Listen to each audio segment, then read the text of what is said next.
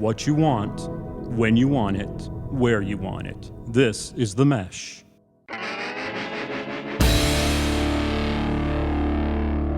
I'm with the band, your front row ticket to interviews and jam sessions with up-and-coming artists.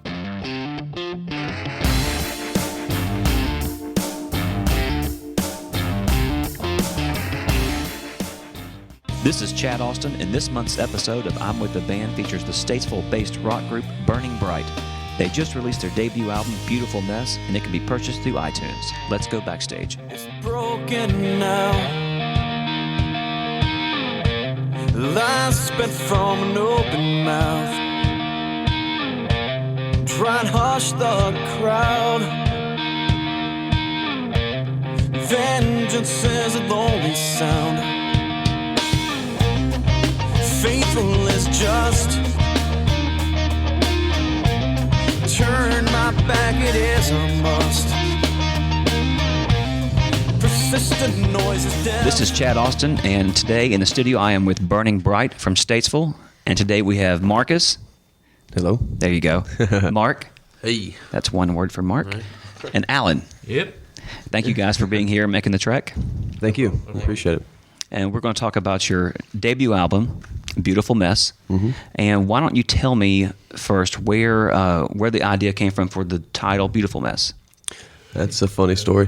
Well, good, because we want funny stories. The actual title track and the album, I guess we'll start with the title track part. The song Beautiful Mess was not originally named Beautiful Mess. We were in the studio with Bruce and our producer, and he just hated the song. He liked the song, he hated the name, hated it. And he told us that he wasn't going to put it on the album if we didn't change the track, like the title. So we just went through the lyrics and found a better title for it. And then that actually, he wanted to use that as the title for the album as well. Then it worked out because the concept and, the conceptual pieces behind the album actually are kind of about a beautiful mess. And we can elaborate on that later as well. I'll go ahead and elaborate on it now. All right. Well, it's a concept album. I don't know if Alan had told you all that yet or not, but it was written around a concept and around a character, and it kind of tells a story what this guy goes through, and start to finish, and that's ups where and downs and like a relationship, like a up and a down, and it goes through the recovery. The end is kind of where he's recovered. That's pretty neat. That's kind of the storyteller's show we'll be playing tonight is really to tell the whole story behind. Where's the show that you're doing tonight? Be in Statesville, a place called Moxie's. It's actually the Comedy Zone of Statesville. But the reason we chose it because it's got like this really retro look inside, and I think we're gonna have either 2 or 3 camera angles, and I thought it'd be just a great place to shoot. Is it gonna be acoustic or is it gonna be full band? It'll be kind of a mixture. I guess it's gonna be similar to like your unplugged sessions, like you've seen. On VH1. Nirvana's, as far as got a full drum kit and everything, and but it's not going to be the full. I'll be playing acoustic. All 4 of us. I mean, how many people does the club hold? Probably 120, 110. But I'm hoping to have a smaller crowd, just because I want to have like 50 to 80. I want to be very intimate. Why don't you have it so small, like just lock the doors? Like 10 people in and lock. Don't let anybody in. That way the camera guys can move around all they want to. So who is the Bruce producer guy? Bruce Irvine. And I'll turn something over to Alan or Mark, which I'll talk for a little bit. Okay. Well, Bruce. I had a friend of mine that lives in Atlanta. He works at a studio down there, and when we first started talking about recording our record, we were going to go to Atlanta and work with my friend Chris, one of my high school best friends. And but then we got a phone call from one of the guys at the Rudder that was partners with Bruce at GYB. They're like, "Hey, you guys come on and talk to Bruce and see what can happen." I was like, "All right, whatever." And I looked him up, and then I found out Bruce has got like I don't know, like 2 Grammys. 2 Grammys? Yeah, 2. Something like that. But anyway, we went to it, and it was, we started talking to him, and next thing you know, he's turning like to our best friend, and he's amazing. And yeah, he brought the best out of us, really. Yeah, our first meeting with Bruce, he was very he doesn't work with unsigned bands. He just doesn't. Like his main draw, he does all of Anthony Hamilton's work, and I'm sure we all know that name. Right. And so for Bruce to work with an unsigned band, he's got to be like, he wants to hear it, wants to talk to you, wants to get to know you, because he's not going to put his name on something that. Sure. Actually, his not even in an arrogant way. He was always like, I'm not going to put my name on something that's not going to be heard. So he was very picky about working with us. And at first, I think he was not really reluctant, but he was almost like, okay. Then after the first day in the studio, he was like, all right. How long did it take you guys to record the album? What was it, 13 days? 13, yeah, something. 13 days total. We spread it out over a 3 month, 3 month period, yeah. But I think 13 total studio days. Did you guys do a bass tracking first, where you did the whole band and then record on top of it? A lot of times we did. I mean, because the room was large enough, we would do. We would record as a band together in the live room, and he would only record like the bass and the because the bass ran direct and didn't have any amps involved. He'd record the bass and the drums, right, and then we'd go back and overlay everything else. But I think it helped us as a band that's performed live so much. We still had that live feel, and it captured. I think it captured a lot of our energy in the album. You guys using Pro Tools, or do you know? Yeah, he uses Pro Tools. I think he upgraded to 9 and hates it, and which he didn't. I think it's because when they went to Pro Tools 9, they started making a lot of it free. You didn't have to have all these little extra amenities to get it, so they had to switch something somewhere. Let's talk about. If I'm right in assuming this, that you guys cracked the top 200 on iTunes. Yes, we did. That was was it 192? 192. Yeah, it was pretty neat. Yeah, that was cool. We're like right beside, was it Blink 182's like greatest Lenny hits. Kravitz was on the Lenny other side. Kravitz. It was pretty crazy. So. Jason Mraz was out there with us too. Metallica So. and Led Zeppelin. Yeah, it's like to see your album next. We all know it. I mean, it went away within 10 hours, but for those 10 hours, it it was was there. It's like, wow, that's cool. pretty cool. Indie band, been around 16 months at the time. That's pretty cool. So how do you attribute that to happening? A loyal fan base. We just had people that were anticipating the album. Social media. I mean, we work social media hard. Facebook. I've got Alan pretty aggressive on it here recently. I've been really hardcore about pushing Facebook and stuff. So how many do you think that you sold singles or down? Was it the album that was in the top 200, or was it the single or a single? Wow. It was the whole album. Yeah. So how many copies of your album did you sell to get you in the top 200? I'm not sure yet. I'm thinking a few hundred because we haven't got all the. August is when we'll get the reports. Right. They do it like every couple months. Right. So I'm thinking it had to at least be a few hundred. Well, which is. Like I said, unsigned, I'll take a few hundred all day. Absolutely. Yeah. So how do you feel about people who take your music for free? There's a line, and it's like, for me personally, is I don't mind someone like getting a couple tunes or something like that and listening to it and spreading the word. That's one thing, but like just blatantly copying it after you've. And I understand now what other bands go through, because after you spent tons of money Right. on a record, you need to get that money back. Because If we were signed and didn't care, whoop-de-doo. Like Radiohead, they give their stuff away like just because they're like that, and they've been around for so long, and They can afford it. yeah, they can afford it. But for us, it's like They can't afford to write a decent song. But I'm just saying. Oh. Stab, radio a long edit. time. For anything for me, that I'm like, but yeah, it's two-sided. I mean, I don't mind letting somebody have a CD so they can tell all their friends, and then that, maybe they'll go buy something, I supported Metallica. We'll put it that way. I was behind them when they made the stink about it. Well, I understand the pros and the cons. I mean, but I am definitely supportive of, if you like it, buy it. Yeah. And have you had this happen yet where somebody came up and said, I loved your album, I made a copy from my friend? Had a guy on Facebook leave something, said, Yeah. can I just burn a copy? And I kind of sent a pretty... Scathing. You were sarcastic. I was sarcastic, but not a complete jerk. Sarcastically nice. Yeah. Just to let him know, I would not appreciate that at all. Well, who's the creative force?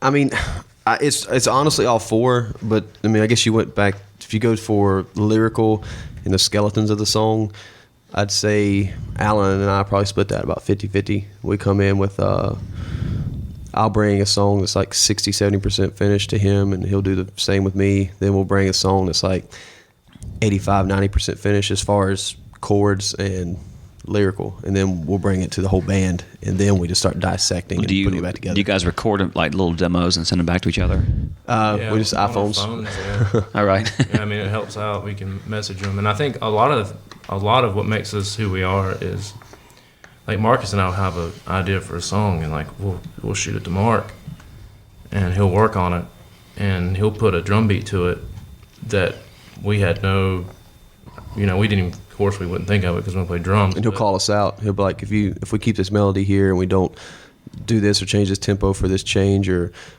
such and such here for the bridge, he's like, if you don't do this, it's just, I mean, he'll like. Yeah, he critiques it. He critiques it and makes it really better. It makes everything gel.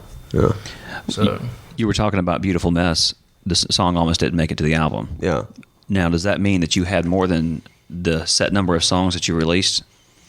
We've got a couple more that we didn't release. We've actually got a couple more since the album that we've written. But the main thing, I don't know if it's luck or if it's just, I mean, I guess it's talent. I don't know. We try and stay very humble about everything, about every aspect. But we went through and had 9 songs, and Bruce was like, we need another song. And we didn't like the 2 other 3 we had. So he's like, I'll give you a weekend assignment. He's like, here's a couple of days, go write another song. And we came back, and actually the last song on the album, A New Day, it was kind of the piece of the concept that we had yet to grasp that kind of helped close everything up. And that song was written, I think, in 3 hours. I'm talking like lyrics, melodies, ready for studio in 3 hours. So that was pretty cool. I tried to analyze your songs that I actually downloaded. I bought, by the way. Yeah. Thank You're welcome. You're welcome. I bought Vengeance, which I love the chorus. Who sang? Did you sing all the backups in the chorus? Alan and I both did. Yeah, that sounded really good. I really like that. I love layered stuff. Vengeance, This Time, and Love Song are the 3 songs that I chose. And what I heard, there was a band I could not identify. I know because there's a hook that you put in your voice in Vengeance, going from the verse, I guess, into your bridge. And I've heard that hook before, and you do it well. I'm just trying to identify who it sounds like. And I got, this is what I heard out of your music. 3 Days Grace, Creed, especially This Time sounds like Creed, early Creed. 3 Doors Down, Matchbox 20, Hinder, and Pearl Jam. Well, you're hitting it on we're huge PJ fans. We love Pearl Jam. You like to wear pajamas? Yeah. Yeah, we love Pearl Jam. And, actually, we can't even touch the love of Pearl Jam until you talk to Travis, because he's a Pearl Jam freak. Right. Because it's like he eats but I mean the cool thing is he loves them, but he doesn't try and make everything he plays sound like Pearl Jam. So that's the neat thing. He don't let it step in the way of his creativity. Sure.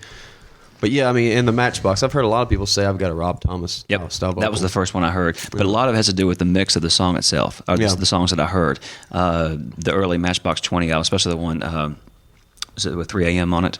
Push was on that one, I think. Yeah. They have a certain mix that is real familiar with your music, or real similar to your music, excuse me. Because our producers, or Bruce's son, his son's one of his biggest critics. His son's a 20-year-old who's like always just like he either hates his dad's work or loves it. Right. And Bruce is very much like, I know you got this 90s influence. He's like, so I want to grab that and run with it, but I got to make it modern. He's like, he's as smart of a producer as you always got to be a step ahead. He's like, I don't want to make an album for 2011. I want to make an album that's going to be cool in 2012. Right. So he's trying to stay ahead of the curve. So when his son came to him, like Alan was about to say, he's like, it sounds a lot like, a Matchbox 20 feel to it. And Bruce said, oh, no, that's not what I want. He's like, no, Dad. The only reason Matchbox 20 is still not selling records is because they're not together. Because, we all know if they would have stayed together with Rob, they would have, sure, they'd still be selling records. So right. That was kind of, I don't know how many millions of records they've sold, but I think that's a good comparison. Yeah, I mean, I'll take that. Yeah. Well, the band that I was looking for has to be a 90s band that I hear in your voice. Yeah, I got a 90s voice for sure. Yeah, but I don't complain. I like that. Thank you. You're welcome. Sing to me. No. So I guess me asking if you guys do any covers live? Oh yeah. For now, we're trying to, we're in that transition period where you play covers to make money so you can, do an album, because we're self-funded for the most part. We'll talk about some other funding that's helped later, but when you're self-funded, I mean, everything from our van to I mean, everything about us has been completely just. We haven't taken money. None of us in the band. We haven't taken a check since day one. What do you do for a living? I actually do marketing for a company. He's a cook. I teach. And he teaches. So, and then of course Travis is a mechanic. So, we're just trying to find that transition, from cover band who played to make money to original band that plays a couple covers. Just trying to get their voice heard, And the covers you guys will choose are probably something that you identify with a whole lot, not just something that's hip. Yeah, we're not the guys that say, oh, this song's cool on the radio, let's play it. I mean, Right. every now and then if a song's good enough, like we play like a Black Keys song because they're a really good band, and we'll cover an Avett Brothers song because they're local and they're a good band, but in Mumford & Sons, like stuff like that, because not because it's popular, but at the same time we like it. We've always said we're not going to play something just because the people want to hear it. As bad as that sounds, we're going to play it because we enjoy playing it. Because as well as we do, if you don't enjoy playing a song, you're not going to perform it well live. Yeah. Really? So what you're saying is if you're playing Lady Gaga and you don't like it, It's gonna look like we don't like it. right? I didn't understand where you said that you guys have recorded at. And you talked about Bruce's places in Atlanta. UIB Reflections Studio. REM did some. Oh, the one in Charlotte. Your reflection, yeah. Oh, really? I didn't realize that. We were Yeah, I've been in there. B, and yeah, we'd love it there. If we ever go full time and go big or whatever, I still want to go back there and record because the vibes just chill. And Right. Feels at home. Aretha, It feels it's comfortable. It's something you can tell. there's been a lot of big stars in there, not just REM. Yeah, there's been a Aretha lot. Franklin's been in there. Yeah. Hootie, Blowfish were there, weren't they? Yeah, Hootie started. Hootie recorded actually. Let Her Cry. I don't know if the radio edit was, but Let Her Cry was one of the songs that was recorded in that studio. I don't know if radio edit could be a whole other. That's right. Yeah, that changes absolutely. hands a lot. Let's see. What about major shows besides playing at the Rusty Rudder? We've done Amos's. Yeah. We've done the South End. We've done Visual Light a couple times. We've done. I don't know. We've played. Coming up, we've played every sports bar and every regular bar in Cornelius, Mooresville, Statesville, Troutman area. I mean, we've really, really ran hard. Have you tried running the downtown of Charlotte? That's what we're doing now. I mean, we've kind of reached that point where, our resume is not impressive. If it comes to like live shows, it's not. We've played a lot of the same places, but we did what we had to do to get an album out. Right. So now that we got the album out, we're pursuing agencies to try and, take it to the next level of playing the more prestigious, venues, playing for a crowd of people that aren't there to pick up girls and drink beer. They're there to hear music and enjoy themselves. I think one of the good things about the way we've done it is, we stayed at pretty, in a small area and kept playing like the covers and stuff like that. But as soon as we start branching out, people don't know us as a cover band. They don't know us as original. So I guess as much as we can criticize, and I don't know if you want to criticize ourselves, but most we know it's not an impressive resume to say this is where we've played. There are a few places definitely that we enjoy, but I think the most important part is we would have never broke the top 200 if we wouldn't have played and got this fan base Right. prior. So I think it was very important to do that. Well, the Rudder on the lake is a good place to play. Yeah, the Rudder. Well, we've actually even talked. It's probably one of the places. No matter, I mean, if we ever get to luckily get to that point where we're big enough, maybe not, but we'd like to always still be able to play there. Well, let's take a break for a second and check out one of you guys' songs. I want to hear one of you guys play a song for us. You know what I'm saying? Okay. Yeah, sounds good. Let's do it. We'll do that. This is Burning Bright. This is our song Wrecked.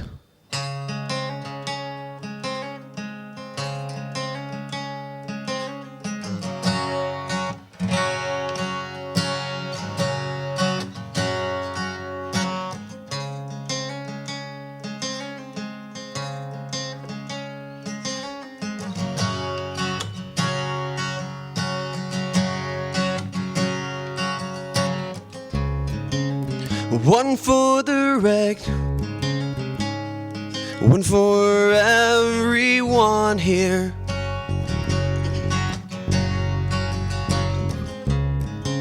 And this is for sure, but not even close near.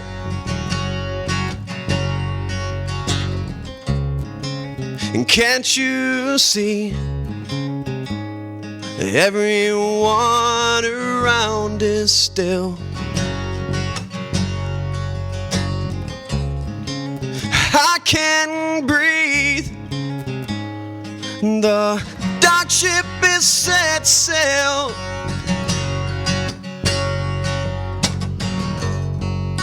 I won't wait, for everything good is gone. I won't stay. This feeling I get is wrong. One more time.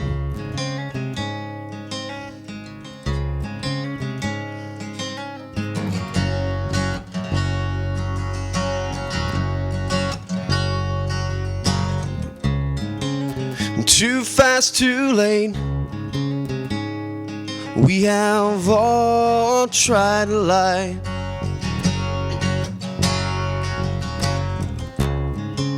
The tears have dried up.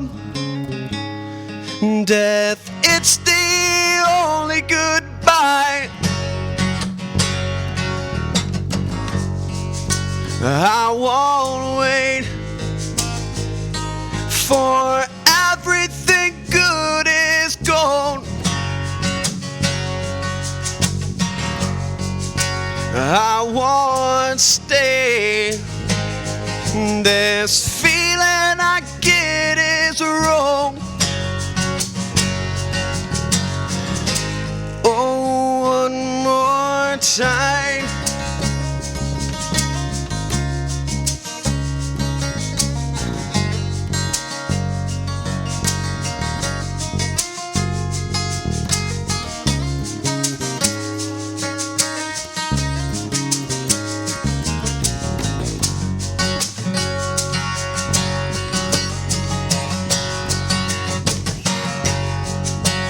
I won't wait, for everything good is gone. I won't stay, for this feeling I get is wrong. One more time. One more time.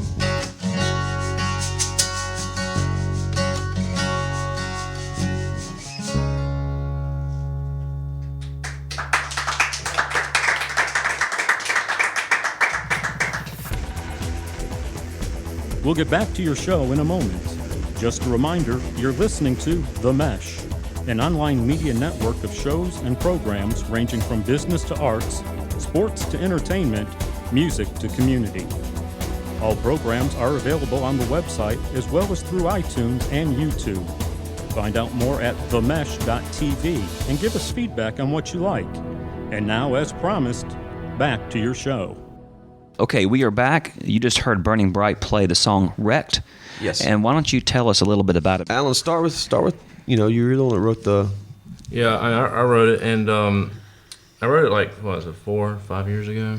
Yeah, 4 or 5 years. That. And then my grandmother passed away, and it was my way of grieving. And so basically the song is like, it's about like we're in the viewing, and it's just like taking photographs of the people in my family that I'm looking around, and all the words or all the the verses and stuff are they resemble each person that I looked at, and it was a tough time for me. So, but I wrote the song, and it turned out really cool, and we actually got very blessed. And Marcus and his Facebook, he's a Facebook Nazi, and he Facebook Joe Kwan from the Avett Brothers plays cello, and he actually played the cello track on it. Yeah, Joe was like, I'd met the Avetts a couple of times, and they kind of knew who I was. I mean, not like see me out in public and talk to me, but like they kind of, But he told me, he said, yeah, I'll, we'll send it to me, send the lyrics. I want to review the lyrics and review the song, and if I like it, I'll do it. And he's like, wow, I love the song. Actually, he said he loved Alan's bass track too. Oh, so excellent. On Alan's Kozo. For a guy that plays with Bob Crawford, that's pretty good. And So that was kind of neat because it wasn't just like he was going to do it. Just he had to, he had to at least like it or he wasn't going to play. So it made me feel good he liked it enough to play on it. That's cool. And if you've had, and it's his work is beautiful. Joe's. And do you guys work with other outside artists too, other writers? No, we write and do everything ourselves for now. Not that we wouldn't, accept, someone who wanted to sit down and work with us. I mean, I feel like it's always good to take other influences and other minds. And Well, sometimes you do that with the producer anyway.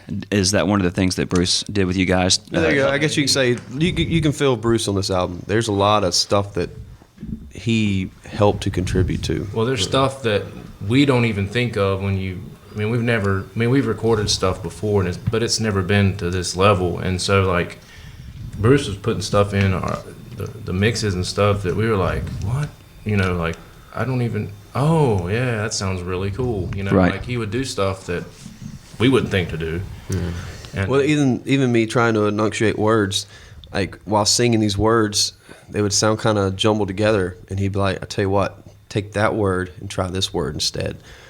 Like even when I'm like in the booth recording vocals, and we try that word, and he'd be like, "Does that feel more comfortable?" And he's like, "Yeah." And he's like, "It's more clear on my end too." So even just the smallest things like that, it's just little things that obviously, which is what his job is supposed to be. Right. Anyway, yeah. Well, for me, he told me to 4 on the floor is powerful. Just that. Keep the kick. On 4. Right. And then. You can actually hear a lot of tone in your click of the kick. Yeah, I noticed that right off. I did that on a couple songs, and then after he told us that one weekend, we had a show like the following weekend, and I did it more. He's like, it's more, people start dancing to it more, and then it's like, the new day, the kick's just like that, the whole song. Right. Yeah, that song, we were just talking about that last night. A New Day, we like the song. It's a very good song, but like to us, I'm not sure it'd be like the first one we'd pop in our CD player to hear. As far as the band, it's probably in the middle of the road as far as one of our favorites. But every time we play it live, people just flock to it. Like they're just like, because it's so poppy, it's so happy, it's 4 on the floor kick the whole time. It's just like, and I guess that's what the crave is right now, is that kind of music. It's so it's kind of The disco kick. I don't know what it is. it's kind of got like a European influence a little Right, bit. right. And I actually like it. That's my dad's favorite on the album. You've passed your 30 word. You went past 30. Yeah. There you go. I lost count. Are you guys sick of the album yet? No. I mean, we're ready to, creative minds. We want to write really bad. Actually, we still write some, but I'm trying to stay disciplined on the fact that we've got to market this one heavily, Right. not to get too sidetracked on working on album number 2, which is hard because we've already talked. I think we're gonna go the conceptual. We're gonna go with the concept again. I don't know. I don't want to be tied into being just a concept band, because sometimes it doesn't help with your mainstream marketing, as far as people getting what you're doing. But think if you write good singles that go in your concept, Yeah, I mean, Yeah. you can write It a worked for Pink Floyd. concept- yeah, well, yeah, there are write a bands that concept it record. worked well for. Yeah. If you're like a concept record and the band only knows it's a concept record, because that helps you write it, put your mind, brains and wrap around it, and you just hand somebody the CD. If you handed the CD to somebody, They're they're not think not concept. going to realize it's a concept. But when we wrote it around the concept, and it makes it easy to write. Like for me personally, because I have an idea, I have like a inspiration. Well, we're Big booming voice. We like telling. That's I the mean, we reverb like there. telling stories. I don't want to just write. I hate to pull a band out and talk about it like Nickelback. Like I don't want to ever get to the point where I just write songs about strippers. I just think that if I ever get to that point, I just want to quit and go enjoy my money and sit on the beach in Hawaii. Right. If I can't write a lyric that's going to mean something to someone, then I feel like I'm not doing my job. Or the same modal transitions over and over again. Yeah, it's just Yeah. that's why we think concept records, because we want to tell stories. We want to write songs that going to stand and be around. I think that's one of the things that drew Bruce to us when we went to him and we're like, our debut record, we want it to be a concept record. And I Yeah, as think soon as he heard kinda- that, he was like, "Oh, what? okay." And like Bruce's favorite band is Pink Floyd, and so I won't say favorite. One of his favorites. one of his favorites. I mean, he loves them, and so that helped the process of what we're trying to do. Well, do you guys want to do another song from Sure. Beautiful Mess? Yeah, sure, we'll do another. This is Burning Bright, and this is Vengeance.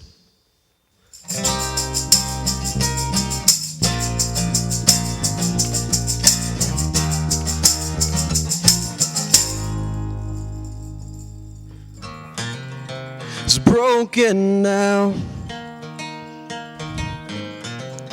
Lies spent from an open mouth. Try and hush the crowd. Vengeance is a lonely sound. Faithful is just. Turn my back, it is a must. Persistent noise is deaf. No soul, no heart, it's all that's left. And fear is calling out my name.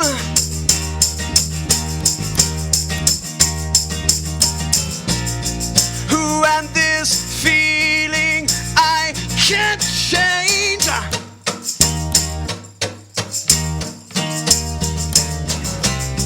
And she said it's only for a while, then you can watch me walk away. I said vengeance will have its day.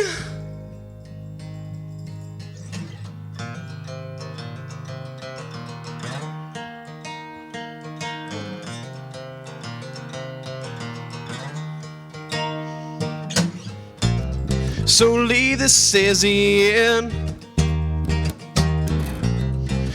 Is this life destined to spend like leaves on ground?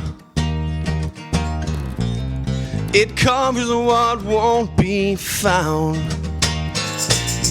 And fear is calling out my name.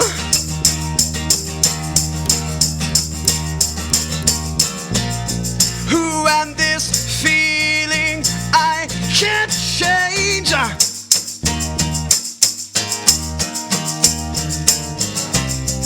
And she said it's only for a while, then you can watch me walk away.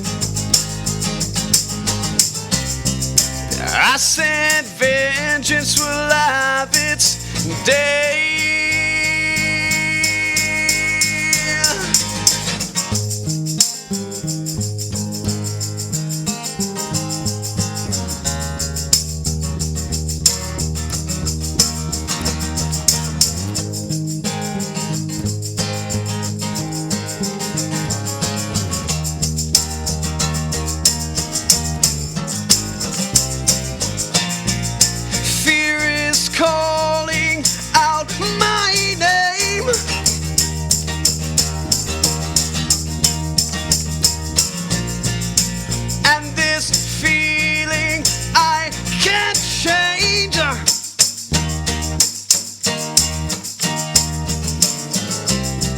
She said it's only for a while, then you can watch me walk away.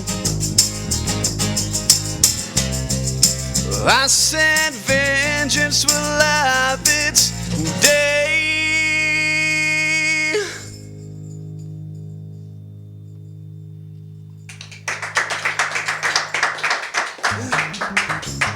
Thank you. We are back with Burning Bright, and that was the song Vengeance. Yes. Yep. And you played it with a vengeance? With a vengeance, of course. Excellent. All right, let's talk about upcoming shows. Besides the one tonight, which nobody listening is going to be able to go to, but let's talk about the shows that are coming that they will be able to attend. What is our schedule? I'm the worst about remembering our schedule. I go and check it on the site and Facebook. We got a show at the Rudder coming up. Rusty Rudder in Cornelius. I think that is the 7th of August? It's the It is at the 7th of August. First Saturday of August. And on the 7th. that'll be that'll be a good show. We always, do a full production show there and really, light show and everything, make it, as fun as possible.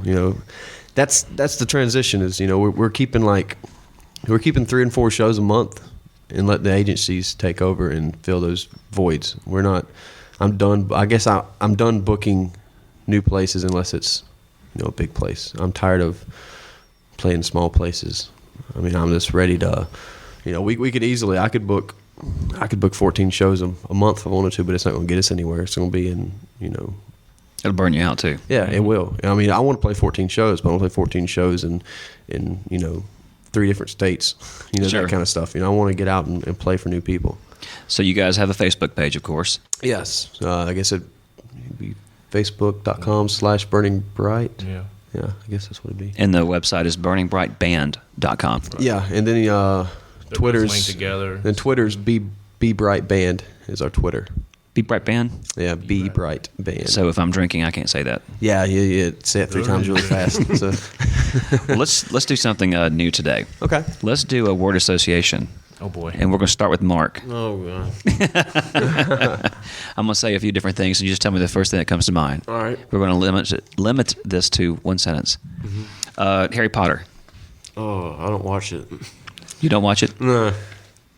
I don't know nothing about it. Glasses. He wears glasses. There you go. Witches. Witches.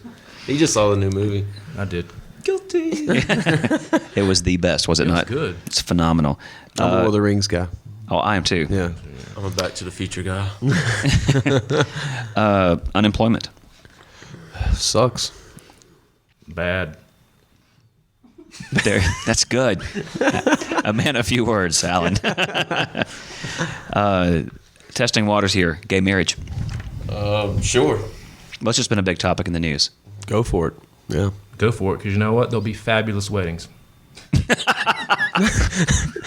It will. It will be very artsy weddings. Yeah. Well, they'll have to get You know somebody. how much money those coordinators would make if they could have that? Yeah, but the wedding coordinators for gay marriage will have to be straight. I could do it. Yeah, you're kind of metro though. Yeah. I get my nails done. Just kidding. Frisbee. Dog. Golf. Chains. Frisbee what? Chains. Golf chains. The chains in the golf thing. Oh, right. Cool. All right. Is it sentences or one word? Anything you want to make it. Okay. Just getting your getting your take on things. All right, we got the website down. We got the burningbrightband.com. We got the Facebook. We got the show coming up. Anything else you guys want to add to the mix that I might have left out? I guess it's looking for the DVD. I mean, this will be a legit production for the DVD. We've got a guy. He's got two. It's going to be 2 or 3 different angles. Like I said, I think I said that earlier, but it's going to be edited, and I'm pretty sure I've seen some of his work. It's going to be really nice. So not only can you pick up the album on iTunes and Amazon, we'll also be releasing the DVD. Did you guys go through CD Baby? Just curious. We went through TuneCore. All right. Yeah, we use our Bruce helps to manage and record a band called SO Stereo, and they use TuneCore. We've kind of followed in their footsteps, some of the things they use because it's worked well. And that's a cool thing. And then with the shows, you're saying about upcoming shows. Here's another reason for cutting back on shows. I kind of elaborate on that a little bit. It's not for, because they don't like playing, but we've also got some people interested that like do the productions for TV shows, as far as like Vampire Diaries. Oh, yeah. And Pretty Little Liars and a few other shows that are actually going to play our music. We've heard. Nothing's confirmed. ASCAP, BMI, CSAC. ASCAP. That's what we use. So if we can get that going, Vampire Diaries alone, if we can get a couple songs put in that market, there's 8 million plus viewers. Sure. If they all download singles, that's great. SO Stereo, one of the bands if we actually opened up for them at Amos's, they were on Vampire Diaries. They actually had a spoken role and everything. Oh, cool. Yeah, that's pretty cool. Well, best of luck. I hope you guys get that. Yeah, Thank you. it helped tremendously. That'd be nice. So Well, this has been very nice talking to you guys. we've Appreciate you enjoyed guys it. coming in. Yeah, thank you. Seriously. And I'm Chad Austin with I'm with the Band. Take care, you guys. My eyes are open for the first time in a long time. But pain still surrounds me and devours me, leaves me in disbelief. And I can pretend to feel mistaken, but it never brings me peace. And I can blame it on these feelings that leave me incomplete.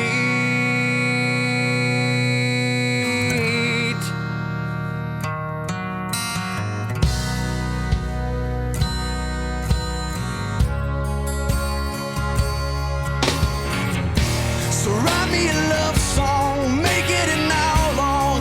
Make sure the words are bittersweet, and give me a reason to live with your treason. And I know I'll be discreet.